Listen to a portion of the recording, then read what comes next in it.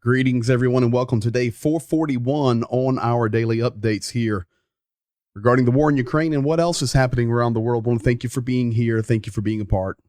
Thank you for liking, commenting, sharing, supporting, all the things that you do that make all of this possible and our support for Ukraine. So thank you. Zhenya, doing well, continuing to recover, and we'll keep you posted on that. I want to jump right in tonight with the update. We're going to cover quite a few topics, varied interest. We're actually going to look at some things coming out of Great Britain. We're going to look at some things coming out of Russia. We're going to look at even some things coming out of the United States. So you guys get ready. Here we go. We're going to start tonight with this. Kremlin political scientist Sergei Markov. I have actually played a few things of his during the war. Of course, we're 441 days in. I've played some statements. I have played some interviews that he has given. We have translated those. But tonight, I'm going to show you a clip. Of course, he was being interviewed after the Victory Day parade. He was being interviewed by BBC News. And we have this clip here where this news anchor for BBC is talking about and defending Ukraine. She says, "You're celebrating a Victory Day, but it is Russia that invaded Ukraine. It is Russia that attacked started an unprovoked war." And then you see the attitude, you get the response. This will probably set the tone for the update tonight. And listen, I've got a couple of goofy clips. It's not just going to be Markov, but we've got some other ones as well. We're going to bookend the update tonight with a little bit of goofiness. Here, Sergei Markov responding to her kind of pushing his buttons. Because they felt that this was an unprovoked war and that their country was attacked by Russia. No, it was not.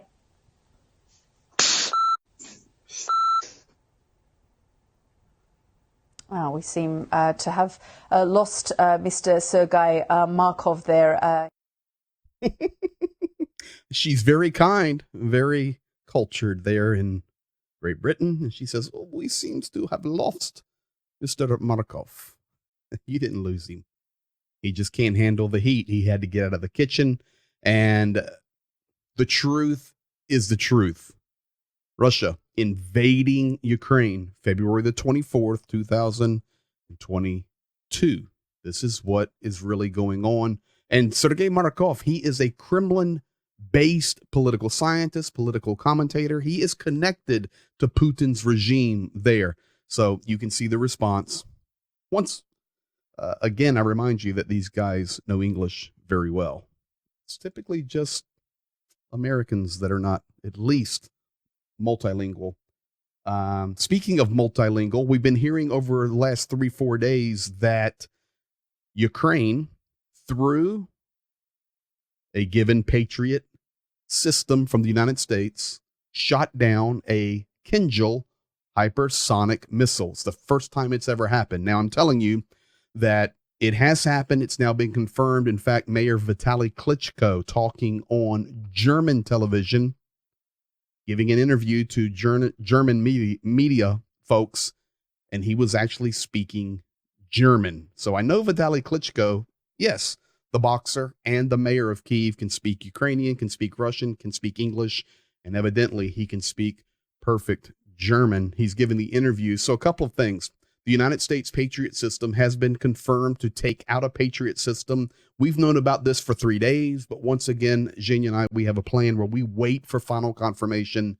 It's been confirmed with multiple sources, including the Pentagon, Ukraine, the missiles on the ground, and Klitschko's giving an interview about it in German. I've got a piece of that, so I can't understand it, but about 20 seconds here, you can see the Kinjal. In fact, what's interesting, when they zoom in, you can see how it's manufactured. You can even see how fast I think it looks like just burn marks on the sides of it from the speed at which it was going. Here it is, Klitschko speaking in German. Die Heizung, weil die Rakete fliegt bis zum 8000 Kilometer schnell. Und das ist Wahnsinn. So there's the Kinjal. Ist das erste Mal, dass du eine Kinjal siehst, die so in den Überresten sind? erste Mal. Und das sind die weiteren Reste. Krass. These are the pieces of it Ukraine has recovered. So, you know, that's not good for Russia. We've got pieces to analyze. I'm sure Americans going to have their eyes on it, as well as other member nations of NATO. And there, Klitschko speaking about it. The point being, Ukraine shot down through the U.S. Patriot system a Kinjal, which is good. But also just showing the ability of these guys to speak multiple languages. And they're just brilliant, brilliant people. So it's very difficult to do that. I'm bilingual and it's tough. Well, I actually speak 3, English, Redneck, and Russian. But other than that, that's about my limit. Now, how is this war in Ukraine going to end? British Army General Richard Barron's interviewed. He's the former Joint Forces commander. This guy knows what he's talking about. He's also educated in the background of Soviet Union history, Soviet mentality, dealing with the NATO, dealing with Eastern Bloc, all of it. So I think this guy is one we should listen to. He's given some really good insight that, for me, with the information that we watch every day, lines up with truth. This war's not going to end by the end of May. It's already the 10th. And there were some promising that Crimea would be Ukraine's by the end of May. Of course, that's not going to happen. But a little bit more of the reality of what's possible is here. Very good interview here. Give you a couple minutes or a minute and a half of this on Sky News. This is Richard Barron's. Here he is. Fast-tracking legislation to boost ammunition and missile production. They were running out, weren't they? They are running out. Both sides are short of ammunition this year. The tragedy of this sort of decision is if they'd been taken a year ago, then maybe the new factories and the new production would be delivering ammunition this year. If the EU lets contracts this summer into the autumn, which is about where we are, even if it's billions of euros, that ammunition won't appear until well into next year. So that means this war will go on. Till when, do you think? Well, I think, to be realistic, as long as the Ukrainian will to fight exists, as long as the Western will to keep paying and equipping them exists, then at this scale of war with this sort of 900-mile front line, 2 to 3 years is more realistic than a year. How will this war be won? Most wars don't end in a decisive outcome. It's really hard to achieve. And at the minute, both sides feel they haven't won, nor have they lost. They've both got plenty of fight in them. They'll talk when one or both sides feel they have nothing more to gain by fighting. And then there'll have to be a conversation. That's how most wars end. We are nowhere near that point now. We saw the Very, very good insight. You guys are here with us, many of you, since the beginning of the war. This is our viewpoint. Both sides working to resupply. Russia has doubled the output of their factories. Ukraine is receiving weapons from the West. And he even states it very clearly. A lot of the promised weapons, a lot of the manufacturing of new munitions will take up to a year to get there. So a 900-mile front, the war is not going to end in a week. He gave some insight on how it can end. I can tell you that the morale of Ukraine is high. They're going to defend their homeland, and the chaos of the Russian side continues. We see the madness in Bakhmut with Prigozhin, the Chechens, but we've not heard the last of the Kremlin and the Russian military. I'm just telling you, there's more. There are many weapons that have not even been released yet. One of those weapons that Russia is starting to use more often is actually dropped out of fighter jets, out of the Su-34s. And of course, it can be dropped from bombers and other planes, but the Su-34 strike fighters are the ones that are dropping these the most. And I want to draw your attention tonight to the city of Berislav. You can see basically a representation there of the front lines and the occupied territories inside Ukraine. Of course, that entire front line, we work that entire front line supporting folks, but between Kherson and Melitopol, Nikopol. I'm sorry, not Melitopol. Between Kherson and Nikopol, that front line on that bank of the river, there is a midpoint city, and the name of the town is called Berislav. I can show it to you right here. Let me go over to this view. And here you can see Kherson. Here you can see Nikopol, and this is the river. You come up the river from Kherson. This would be the Antonivka Bridge. Then you keep coming up and the Novokhovka region, and then you come into the midpoint town called Berislav right here. About 12,000 people pre-war living in Berislav, many still there. Berislav is kind of like all these other towns that are along this front. They are bombed every day. But in Berislav, Russia has been dropping the glide bombs. These are 500 or 1,000 kilogram ton, 1.5 ton, convert the kilograms. It's the weight of these munitions. They are dropped from these planes. They are then able to be controlled up to 70 kilometers on a glide path. It's not a missile. These are free falling and dropping, but they can be controlled where they're going to hit through their glide, much like an airplane, a glider that would use the winds, the drafts, the upwinds, the downwinds, and these are actually controlled, and they can be moved into about a 70-kilometer circle, a radius, where they can be dropped. Well, Berislav has been demolished here over the last few days with these glide bombs, and here is actually some video. This is an agricultural. Look at this. Look at the destruction of that one glide bomb. There's another one that hit over there. This is actually an agricultural factory on the edge of Berislav. And you can just see the amount of destruction done through one glide bomb coming off of a plane. Now, this is increasing more. They have plenty of these. This is like the S-300 missiles. Even Ukraine has said, we have no idea how many of the S-300 missiles they have. They have plenty. Well, these glide bombs as well, they have plenty. So we're going to continue to see this used more and more and more. I want to draw your attention tonight to Zaporozhye nuclear power plant. Lots of rumors going on about the forced evacuations and all of this jazz. Listen, here's the facts. As up to now, 1,600 people have been relocated out of Energodar. Basically, that is family members of employees, Ukrainians under Russian occupation, who work at that nuclear power plant. That is a massive plant. It's not just 10 employees. It's thousands of employees to make that happen. And basically, it is still the Ukrainian scientists that is holding it together under the supervision of the occupying forces of Russia. So as of right now, the employees have not been evacuated, but their families have. You're seeing lots of rumors about that if you keep up with this on news sites and media and third party. But the fact is 1,600 family members have been taken out and evacuated because they're expecting counteroffensive or Russia is planning something. We do know that the fourth cooling tower, the fourth block there, is loaded with munitions. It is mined. It is set up for explosions.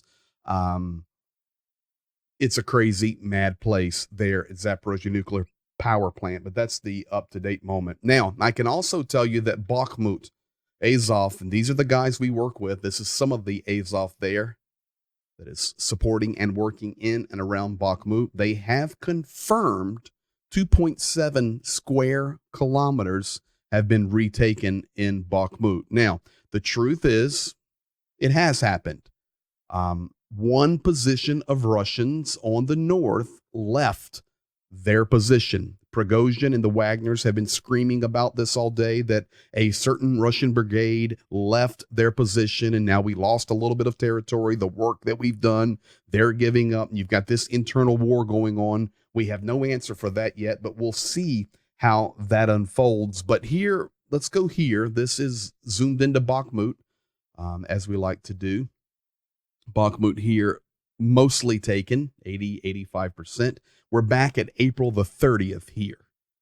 April the 30th. Let's do this. Now I'll come ahead. May 1st, the red, of course, representing Russia, gray, the gray zone, which is the battle front line, and then white there, Ukraine. There, a little bit of taking there, Russia. Russia took a little in the north. Russia took some more. This is May 5, May 6, May 7, May 10. Look at here. Okay. You may say, well, I don't see where Russia lost ground. I don't either. That's why I'm showing it to you this way. This map here that is utilized even by Ukraine has not been updated for 3 days. We have confirmation from the Azov that they took back 2.7 square kilometers. We've heard from Russian military that a Russian position left. But on the actual mapping, we don't see it. This is why we wait always. We trust these guys, these Azov guys here. We are in direct communication with Azov. I could call the commander or the major right now, right this minute. So our information is firsthand right there. They say they've taken back 2.7 square kilometers, but they said they took it back on the north here where Russia gave up some positions. But I don't know where this has happened. So this is why we wait. So, folks, this is why I encourage you when you see these headlines come out. Ukraine's taking this, Russia's taking this, Ukraine's taking this, Russia's taking this. My best advice to everybody is just wait and be patient. It takes days to get the truth out, even as high tech as this world now is. It's not a simple process. So we'll see. That's what we always do. We'll see what happens there. I know right now there's a lot of chaos going on the Russian side. 100%. But we shall see. Now, I want to jump up to Moscow now. And this is Sergei Lavrov, foreign minister of Russia. Today, there was a foreign minister stability summit in Moscow. Yes, the day after Victory Day. Who was there? Prime Minister of Russia, Sergei Lavrov. Also, the prime ministers of Iran, Syria, and Turkey. What? Thought Turkey's in NATO. They are. They are. Turkey plays both sides of the fence. We all know that. But today, Foreign Ministers Stability Summit in Moscow. Now, one of the things that was being talked about was the full coming membership of Iran in the SCO. And today, after the meetings in Moscow, the Kremlin spokesperson gave an update. She stated very clearly that Iran is going to be accepted fully into the SCO. And that was one of the results of this summit meeting today. As far as this is concerned, for these four nations, Turkey is an observing member of the SCO. And I know you're there tonight going, what's the SCO? I'm going to show you in 1 minute. Turkey is an observing member. Iran was. They're now accepted full membership, Russia and Syria, of course. But here is the statement, Iran being accepted, including the standing bodies, the secretaries, and the regional anti-terrorism structures. We have reached an important outcome today from the ministerial foreign minister meetings, and that is to expand the geographical range of the SCO. We have confirmed that Iran has fulfilled all of its obligations, and in the very near future, it will become a full member of this structure. Belarus is next in line, as you know, and our Ministry of Foreign Affairs today, we signed all appropriate memorandums to make these full business partners in the SCO and interaction. So the question for you, and you can see it there, Iran is going to be and is full member with signing the documentation. Belarus will be next. So the question you have is, okay, what is the SCO? Most folks do not know about this, but this is the Shanghai Cooperation Organization. Currently full members: China, India, Kazakhstan, Kyrgyzstan, Pakistan, Russia, Tajikistan, Uzbekistan. Look at that territory there. Then you have nations in the yellow, which are nations that have voice, but they're not full members. And of course, you would see Turkey there. You can see in the light green, they're at different membership statuses. But folks, look at the amount of territory we're covering here with the Shanghai Cooperation Organization. What is this? The Shanghai Cooperation Organization, SCO, is a Eurasian political, economic, international security, and defense organization. Can you say the opposite of NATO? Just wondering. Can you say? That's what it is. It is the world's largest regional organization in terms of geographic scope and population, covering approximately 60% of the area of Eurasia, 40% of the world population. Its combined GDP is around 20% of global GDP. That's the Shanghai Cooperation Organization. Who's now full member, signed, and will be taking their place? Iran. Who's coming next? Belarus. Who's peeking in? Saudi Arabia, Turkey, Egypt. They're watching. They have open eyes toward the SCO. We'll see. But folks, that's what happened today in Moscow, the day after Victory Day. Now, this guy here, Wang Lutong, Chinese economic advisor to the European Union. He's like a foreign minister for the EU on the economic side. He dropped some madness today, May the 10th. If the EU uses the Ukraine crisis, and I'm quoting, as an excuse to impose sanctions on Chinese companies, it will be nothing but gross violation of the company's legitimate rights and interest. China is firmly opposed to long-arm jurisdiction and unilateral sanctions based on one's own laws. Second, while China is making every effort to promote peace, which is in Europe's best interest, Europe gives a stab in the back in return, bullying China on economic issues. Can't understand what Europe is up to. Folks, I take you right back to this, the Shanghai Cooperation Organization, and I take you right back to this. This was the summit meeting today. Of course, they were talking about the SCO. For sure, there was Chinese representation there because they were discussing the SCO. Isn't it interesting that immediately after this meeting today on the 10th, we began to get, these kind of statements out of China? Angry. Something happened today in Moscow. There was some strong talk, and we just have a little bit of a peek into what it is.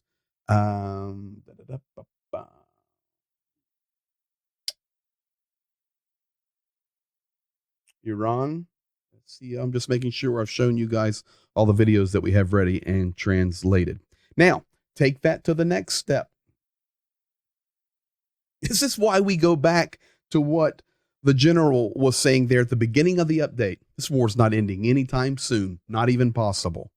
China's exports to Russia, coming out today via Bloomberg and others, hits a record after an initial slump following Russia's invasion of Ukraine. Trade has jumped. This includes boilers, machinery, parts, electric machinery, transportation equipment. And then you have the gray area. So look at this graph. This is over years and years where China's exports to Russia has been graphed and marked.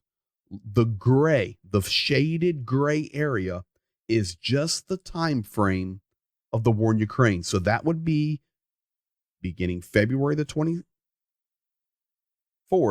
2022. That gray marker on the left. And then we come up to current. As soon as the war started, there was this huge drop, initial slump, and then we've had nothing but the buildup ever since. 153% gain in China's exports to Russia. So you think The sanctions are working, and Russia now cannot get computer parts and machinery parts. And come on, it's happening right through China. It's happening through India. It's happening through these nations of the SCO. No question. There may be low morale. There may be evil going on. There may be all kind of madness and chaos, but do not think for 1 second that Russia doesn't have money and they do not have stuff. They've got it. They may not know what to do with it, but they've got it. Now, I told you when we began the update tonight that we were going to have some different looks, whether it be in Moscow, whether it be in Great Britain with some of the Sky News and the BBC stuff, but we're going to come to the United States right now. And I have a question for you. Of course, there's Captain Jean-Luc Picard. Where do all these numbers come from? Today, Robert F. Kennedy Jr., who appears to be running for Democratic nomination to run for the President of the United States in 2024, was spewing some real good venom today. And I want to call him out. First of all, I want to ask him, where do you get your numbers? It's ridiculous. Of course, he's on Fox. And if you haven't guessed it, I'm anti-Fox. I'm anti-everything pretty much media-wise. It's in America. And I love America. I bleed red, white, and blue, but I think it's all madness and nothing more than economics, and let's pay our advertisers and make as much money as possible. And we have to titillate the ears of viewers and listeners. It's a bunch of mess. Trash is what it is. And here's some trash coming through Fox News today. The Robert F. Kennedy Jr. Two things. I want you to pay attention to this very closely. Very closely. I'm going to play it once. Listen to his numbers. But there's something more important that he says. In my opinion, pure evil. Check this out. And by the way, what we're doing in Ukraine is not good for the Ukrainian people. We have killed 300,000 Ukrainian troops, 14,000 civilians. Well, Europe hasn't stepped up. Geopolitical machination to. Okay. And by the way, so let's do this. Okay. Listen to the numbers. How many soldiers are dead? And how many civilians? Listen. And by the way, what we're doing in Ukraine is not good for the Ukrainian people. We have killed 300,000 Ukrainian troops, 14,000 civilians. Well, Europe hasn't stepped up. Geopolitical machination to. Hannity says, well, Europe hasn't stepped up. You fellas are clueless. And listen, I'm as conservative as they come. But this is ridiculous. Did you hear it? 300,000? Where are you getting your numbers from? I can tell you right now that 300,000 Ukrainian troops have not been killed. For a fact. Now, it's more than they let on, but it's not 300,000. On the opposite side of that, 14,000 civilians have been killed. That number, way too low. Way too low. I would not be surprised if not over 100,000 civilians have been killed in Ukraine. I can sit here and talk first and foremost just about Mariupol. We know at least 22,000 have been killed, if not up to 50 to 100,000 civilians killed just in Mariupol. So he says 300,000 soldiers killed and 14,000 civilians. But folks, listen to me closely. That's not the most important part. I'm going to play it one more time. It's only 13 seconds long. 14. Listen to this man, what he says. And by the way, what we're doing in Ukraine is not good for the Ukrainian people. We have killed 300,000 Ukrainian troops. I'm sorry. Did you catch it? What we're doing in Ukraine is not good for the Ukrainian people. We have killed 300,000 soldiers and 14,000 civilians. I didn't catch it until about the fourth time as I was preparing the stream tonight. Listen. Right here. I gotta get him. Here he is. 14,000 civilians. Well, you're back it up. Back the train up. Here you go. And by the way, what we're doing in Ukraine is not good for the Ukrainian people. We have killed 300,000 Ukrainian troops, 14,000 civilians. well, you're Sir, we have not killed anybody, and if we had not done what we've done, Russia would have decimated that entire nation. We've killed nobody. Putin's terrorism machine has killed the soldiers. Putin's terrorism machine has killed the civilians, and the inept leadership in the United States and Europe and the weakness therein has destroyed the lives of thousands of people. But don't you dare say that we have killed 300,000 Ukrainian soldiers and 14,000 civilians. You, sir, are clueless. Go back to Kenny Bunkport or wherever you go up there in Cape Cod. That's a clown right there. I don't know anything about you, but I know one thing. That 15 seconds there is pure venom and trash. We have killed. Who? We have killed?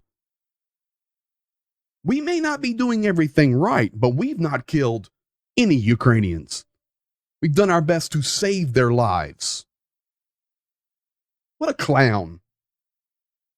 What a clown. America is in poor shape, folks. Sorry, I'm an American. Poor shape. How that clown can even get on Hannity. And Hannity's saying, well, the EU hasn't stepped up. Nobody has stepped up, but we haven't killed anybody. Meanwhile, Pakistan falling apart, military being called up. I guess that's our fault too. Meanwhile, Israel, 500 rockets today fired at Israel. The Iron Dome took them all out. Not one strike. Look at the missiles coming out of Gaza. That's a real picture. The Iron Dome took them all out. Could you imagine 500 missiles raining down on Ukraine simultaneously? I mean, one after the other over hours. They'd be in serious trouble. They just don't have the defense supplies. But Israel took out every one. I guess that's our fault too. We did that too, right? We've also started the war in Sudan, and it's all our fault. Stop apologizing and stand up and be a real American, you coward. You know what? I've spent 5 months there, and to hear that trash is why we have the reputation in the world and the standing in the world that we have now. And what I've talked about tonight, the SCO is moving up into prominence, and China is moving into the place of leadership, and the yuan is going to become the currency of the world, and we are going to become less and less and less. And it's a crying shame, because the majority of Americans are wonderful, God-fearing, red, white, and blue, caring, loving people who want to help people. But we have this tragedy of leadership, whether it's in the president's office, those running for presidents, or all the other clowns that are found around throughout our nation, such as California. And I'm just going to stop. I'm just going to stop, because you're just a bunch of apologizing cowards. What an idiot. No, I did not put this on the church Facebook tonight. No way. What an idiot. That's it. That's it.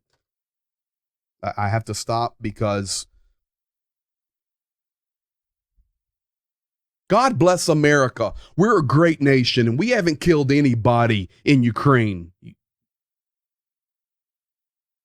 Our ineptness and our weakness has. But Vladimir Putin is the terrorist that rains the missiles down.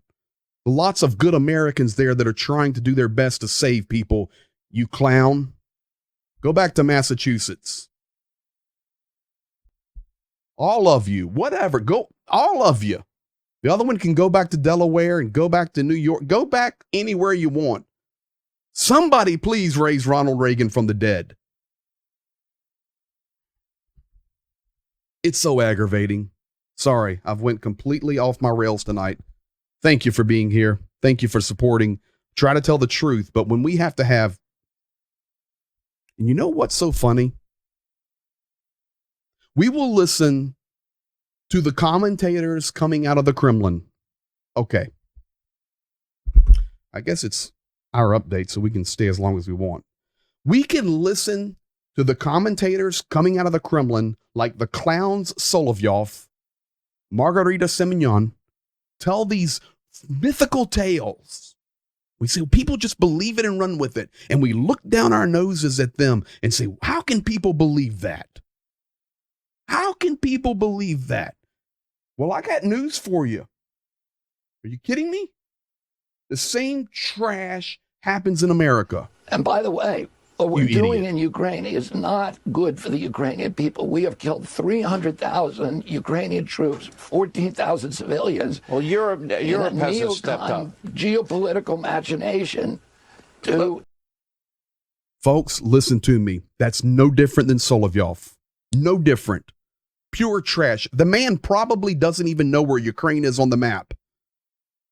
I mean, I know Hunter Biden knows, but that man doesn't. Okay, I have to stop because I'm going to spiral out of control here. I'm very aggravated because people just clueless about reality. All right. Love you guys. We have a great community here. We're doing our best as Americans and others from around the world who support our efforts to support Ukraine and stand for the truth. And sometimes we have to call out the trash, even if it's in our own backyard. And that, my friends, is trash in our own backyard. That's why we fight. That's why we translate. That's why we even call it out if it's our own problem. Because the world is messed up. And whether it's Ukraine, the 500 rockets raining down on Israel, the destabilization of Pakistan, Iran going off the rails, Syria, nuts, Sudan, you name it, we're in a big mess. We're in a big mess. And I do not know what's going to happen next. But we'll see. We'll be here updating and supporting and sharing and caring. Thank you guys for being here. I apologize to you if I offended you, but enough's enough of this trash. Listen to what people say. Come on. Be blessed, guys. Thank you for continuing to like, support. I hope you continue to like it, comment, give, and share. Much appreciated. Hit the Patreon. Really good in there. Lots of stuff. Try not to rant, though. Be blessed. We'll see you on the Friday update coming in 48 hours. Good night.